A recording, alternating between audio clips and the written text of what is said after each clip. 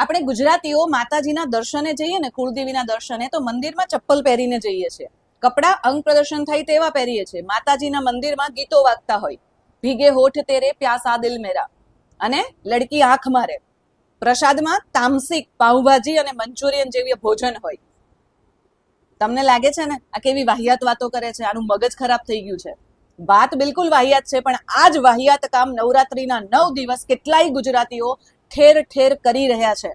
મજાની વાત તો એ છે કે કોઈને કઈ વાંધો પણ નથી. શેરી ગરબા હોય કે પાર્ટી પ્લોટ હોય, વડીલો બેઠા છે અને એના સંતાનો અંગ પ્રદર્શન થાય તેવા કપડાં પહેરીને બોલિવૂડના અભદ્ર ગીતો ઉપર નાચી રહ્યા છે.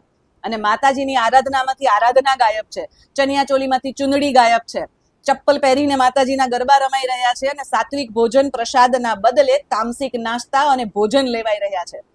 આપણી હિન્દુ સંસ્કૃતિના તહેવારોને આપણે જેટલા વિકૃત કર્યા છે, દુનિયાના કોઈ ધર્મના તહેવારોને આટલા વિકૃત નથી કરાયા કે નથી કર્યા એ લોકોએ. હું આવા વિકૃત તહેવારોમાં ભાગ લેતી પણ નથી અને હું જતી પણ નથી. શું તમે જાઓ છો? અને જાઓ છો તો વિચારજો આ કેટલું યોગ્ય છે. જરૂર જણાવજો.